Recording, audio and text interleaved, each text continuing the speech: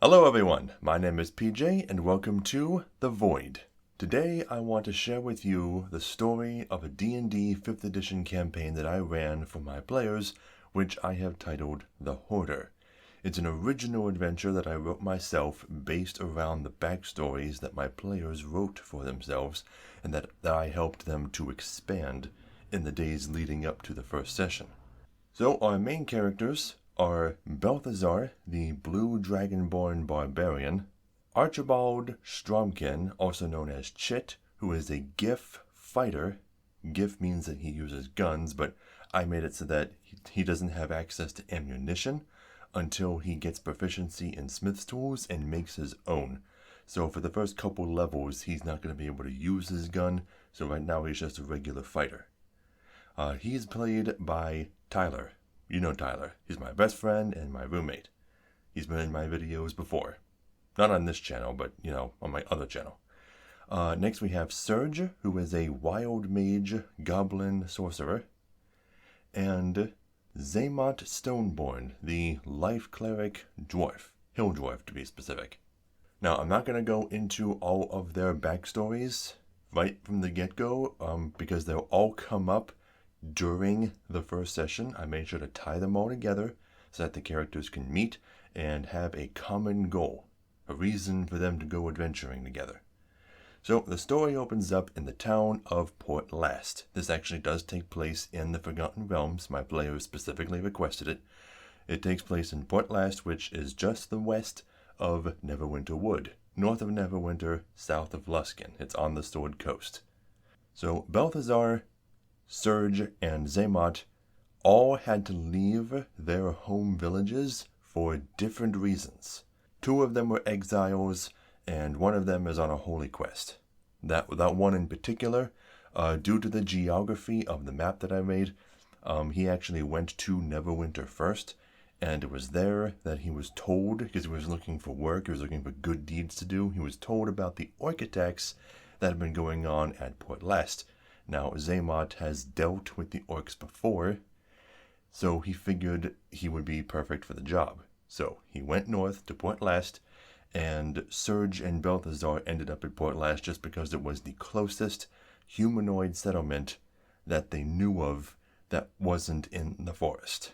Because you don't want to spend too much time in unfamiliar settlements in a forest. There's a lot of reasons for that, but if you want reasons why, I highly recommend Keith Amon's book, How to Defend Your Lair. It talks about... Oh, never mind, I'm not talking about that today.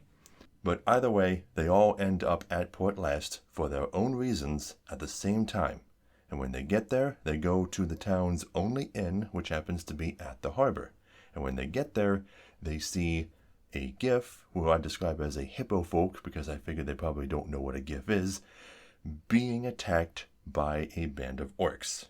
Now, the leader of these orcs is a female orc that looks just like Balthazar's former lover, one that recently died before he went on his adventures. And he knew that she was a member of the Skullcrusher Battalion, whose logo these orcs are all wearing on their cloaks, so they are members of the same tribe. He sees them, and he calls out her name. He calls out Grucka, because he thinks that she's her. She's not her. He realizes that when she turns around, but she still turned around. She still responded to the name, which was super suspicious to him. As for Serge, Serge actually got his wild mage powers when he killed a member of the Skullcrusher Battalion that had attacked a member of his village. And Zaymot recently went to war with the Skullcrusher Battalion, and it was during that war that his father went missing. That's part of the reason he's on this quest, is not just to do good deeds, but also maybe to find clues as to what happened to his father. So they all have reasons to engage with the orcs that are attacking this poor hippo man. So they start fighting. A couple of more orc bandits who were hiding in the bushes leap out as soon as they realize that people who aren't supposed to be getting involved are getting involved. So they're like the backup, they're like reinforcements. And they take out the orcs just fine, but they make sure to only knock the female, the leader of this group, unconscious so that they can question her later. Of course, one of the male orcs still ends up getting away. He's badly wounded by Balthazar. He manages to escape. When they finish the fight, they begin talking to Chit, who is the hippo folk that they were trying to rescue, the GIF, that is. And he tells them that when they showed up, he had actually just returned. He was out looking for pieces of his ship. And when he returned, the orcs showed up right behind him, insisting that this ship was actually theirs, that it belonged to them. And when they asked him, "You have a ship?" he replied, "Yes, I do. In fact, it's a spelljammer. It's how I got here. I crash landed on this planet 6 years ago, and I have been trying to repair it ever since." Right around this time, Portlast's leader, a human knight, he's not really a knight, but he's definitely powerful, named Haramis Dothwintle shows up. Now, Chit is familiar with Dothwintle. He's been dealing with him since he landed here 6 years ago. He shows up in order to figure out what's going on with the orcs.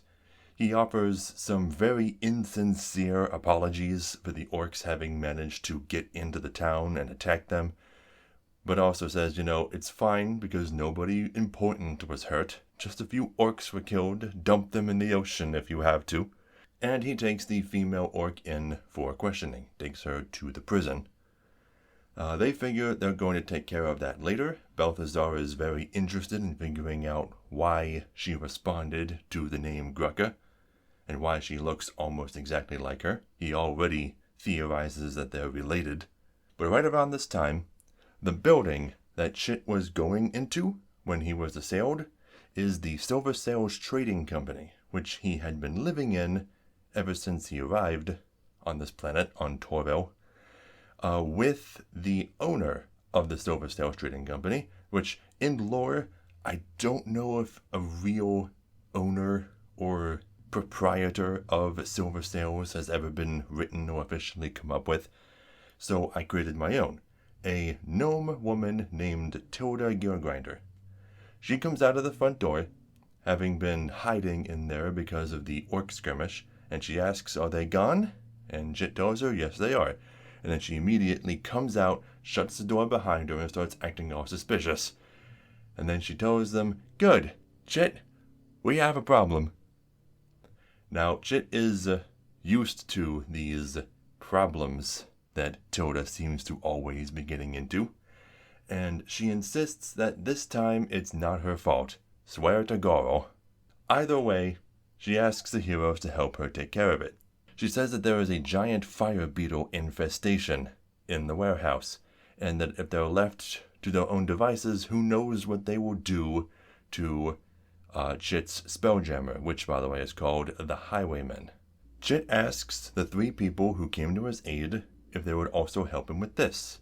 And Tilda also chimes in saying that she is more than willing to pay them to do this because she would rather not have to pay the town guard, since they're very unreliable and would most likely fine her for allowing this to happen in the first place, and maybe increase her taxes or find some other way to screw her over. So everybody agrees to help. So they all party up, and they enter the Silver Sails Trading Company. All the candles are out. It's completely pitch black. Now, here's the beginning of their problem. The problem is that only 2 characters in the party have dark vision, Serge and Zaymot. The other 2 do not, which means they'll effectively be blinded if they don't have any kind of light. Now, that's not a problem for them in the first encounter, because it's against giant fire beetles and they emit light. But it becomes a very quick problem for them immediately after they take out all those beetles, which is very easy. I mean, they're CR0 creatures, but after that, they need light. So what do? They light candles. Regular candles that were there in the company. They had considered lighting torches, but they thought that torches might burn the building down because it was made of wood. And I'm thinking to myself, why do you think candles would be any different? I mean, there's still fire, although I guess it is still a lot less fire than normal, but candles are also a lot less light than normal. Now, I have this custom DM screen, and for some reason or another, I happened to just miss candles, specifically. Like, I have light sources listed for all the different types of light in the game, and candle was the one that I forgot. Now, I don't allow people to look up rules during the game, not myself included. That's why I have such a thorough DM screen that I made. But I missed candles. So I had to improvise. I had to make a ruling. How much light does a candle emit? And I said, 5 feet of dim light. Which I found out later is actually only half as bright as a candle really is. I took away its 5 feet of bright light, which meant that they still could barely see anything, even with candlelight, even things that were right up in their face. So I ruled that wrong. It's not the first thing that I ruled wrong. I ruled a lot of things wrong this first session, but it is the first session, and I need to make some updates to my DM screen. Either way, after clearing out the giant fire beetles, the next stop is the kitchen. When they get to the kitchen, they hear loud scraping noises coming from inside the pantry. Chit knows what's making those noises. He was the one who had to lock it in there. So the rest of the party asks him, "What's in there?" And Chit tells them something that we absolutely do not want to let out. It's a sword spider. For those of you who are unfamiliar, sword spiders are challenge rating 3. This is a party of 4 first level characters. It is a deadly encounter for them. Now, mind you, they don't have to kill it. It's locked in there. But I remind Chit, when he locked it in there in his haste, he also locked in several of his and Tilda's possessions, valuables, including a magic potion and a bunch of treasure, like money. But that doesn't persuade him. He decides to leave the pantry locked, and that's probably a good call, especially considering how many times they went down that day, which we will get to.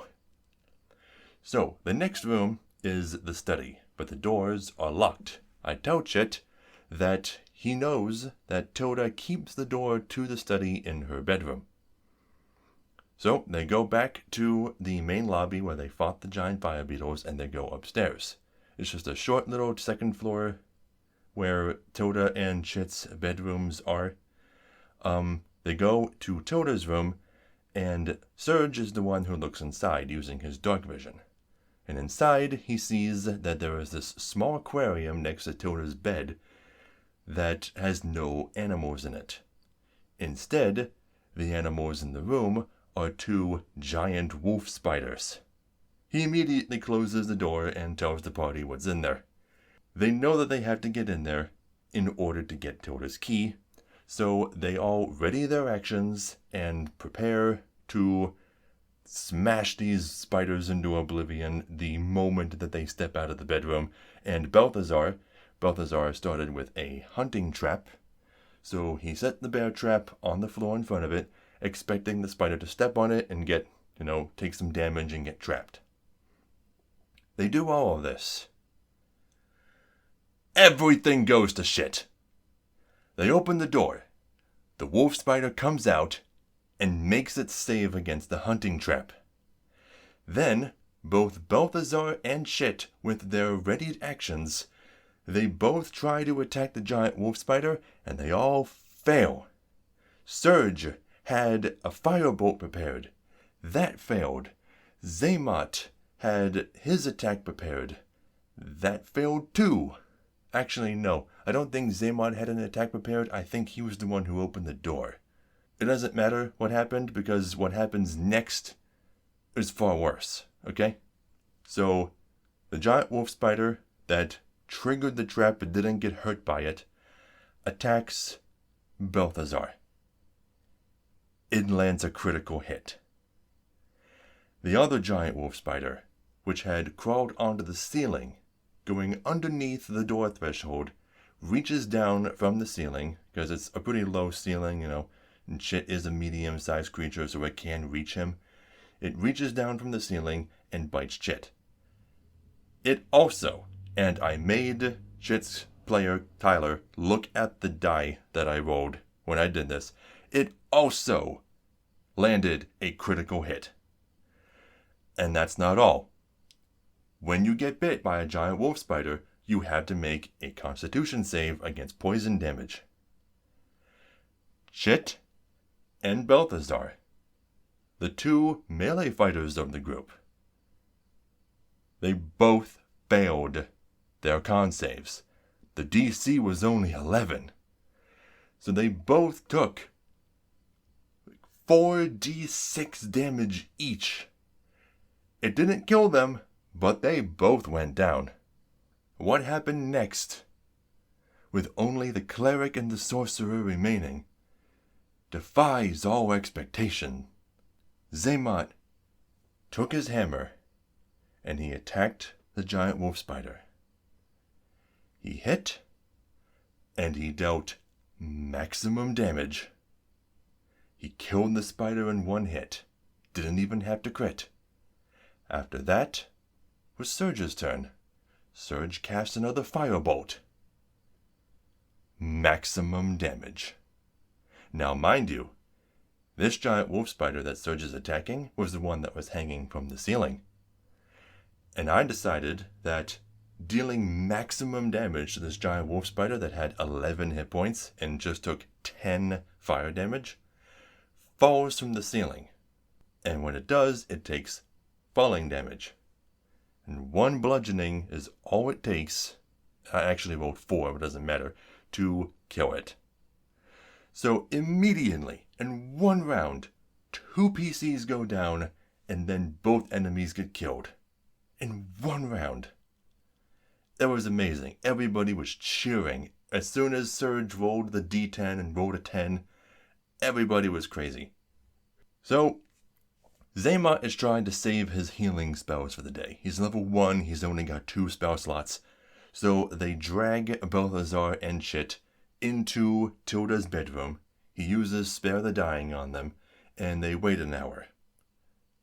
So like a short rest. And then when the short rest is over, each of them gets to spend their hit die, and they're back up again. They get the key. Chit is furious.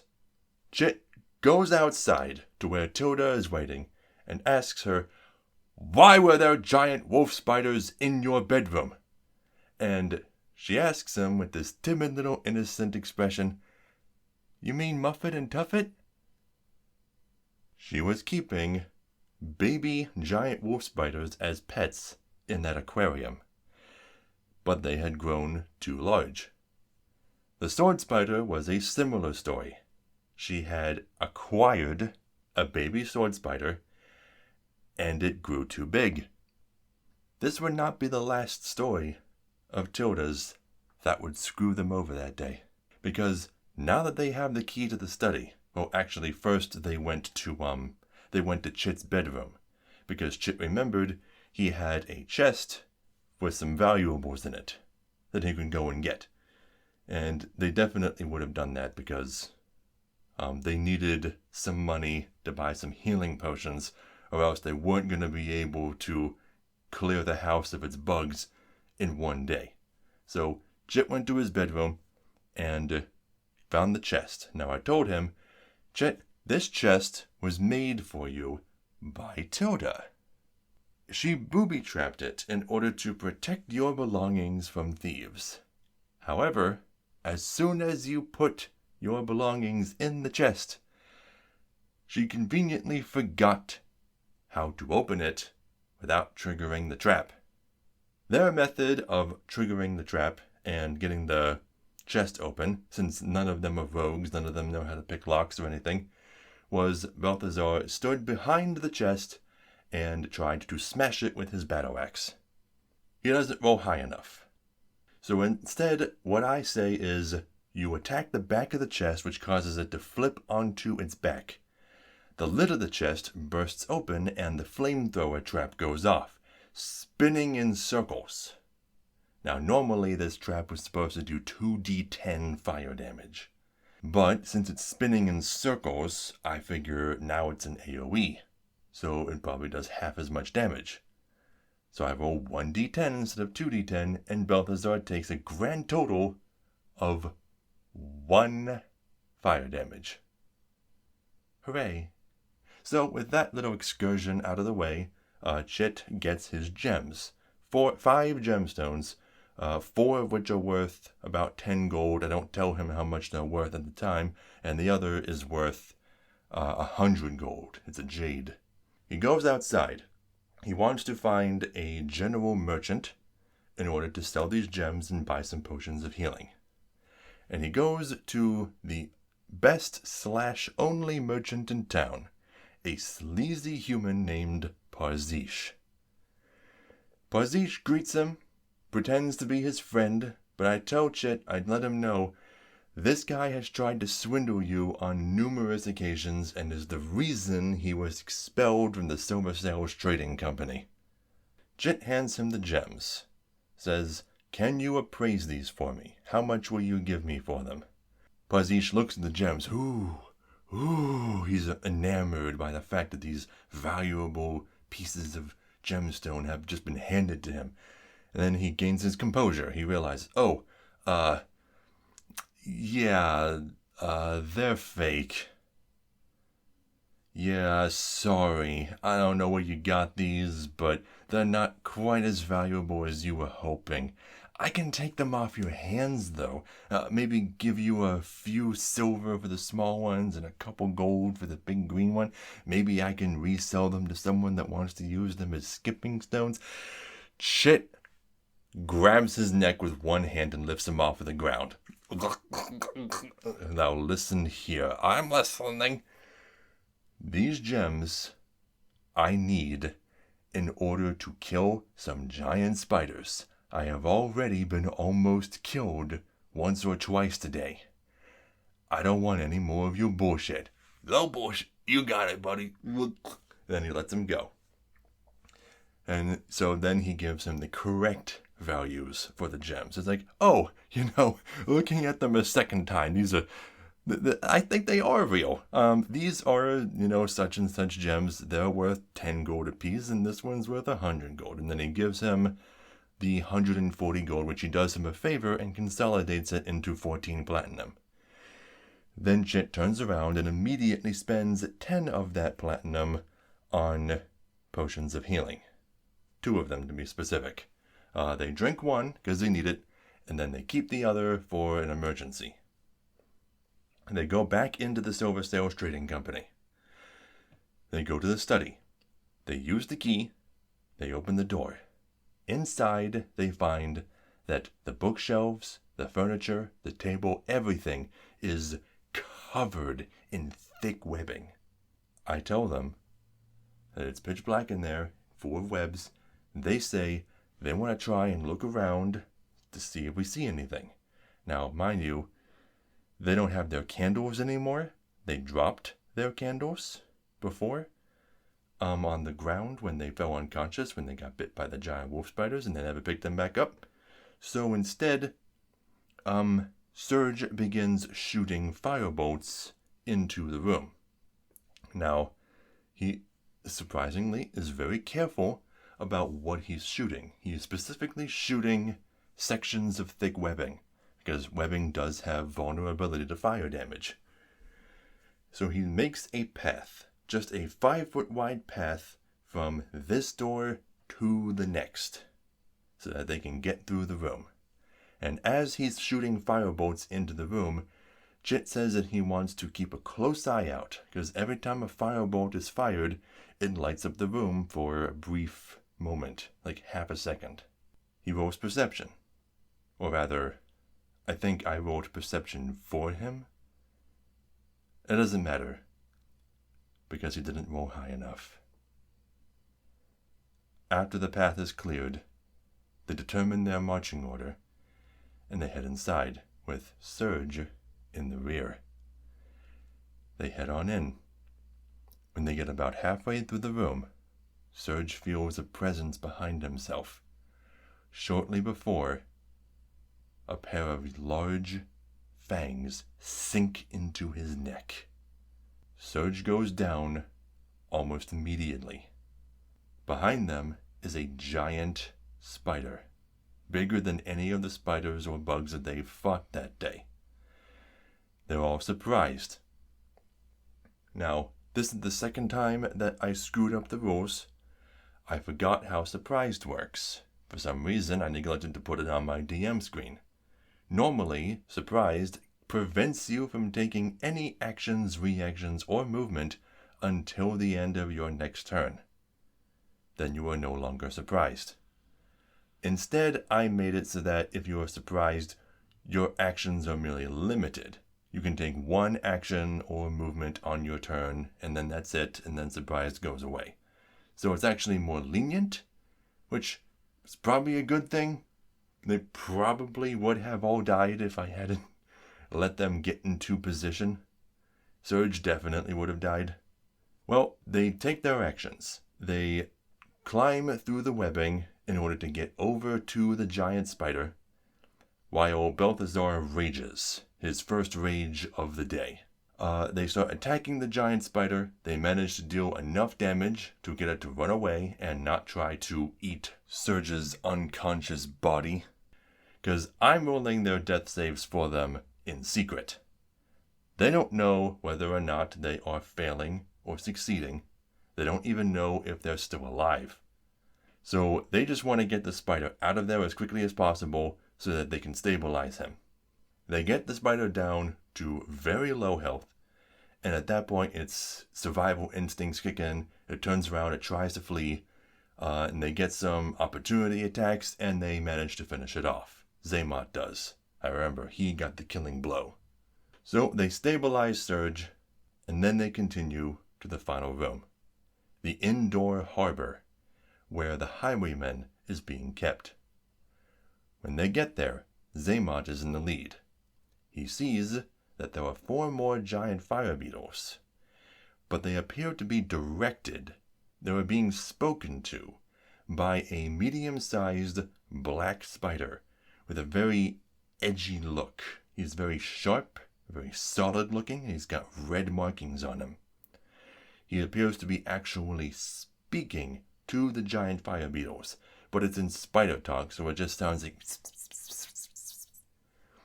Zaymot turns around and speaks aloud what he sees. So, the big black spider hears him, turns around, and immediately seems to give orders to the giant fire beetles to attack, after which it backs up into the darkness beyond Zaymot's dark vision radius.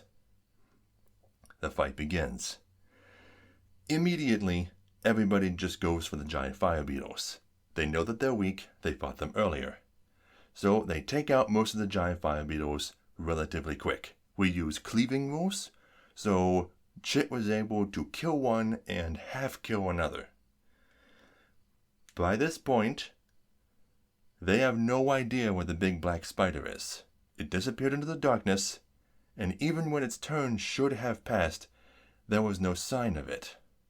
It wasn't making any noise, and they couldn't see it. Surge was hiding out in the corner so that he could get a good view of his surroundings and not get snuck up on. Eventually, Chit realizes, wait, this thing is smart enough to back up out of Zaymot's dark vision radius. Chances are, it's on the ceiling. He just immediately came up with that. So, Surge, hearing that, looks up. Surge has dark vision. It would not be unreasonable to assume that he couldn't see it. He looks up. There it is.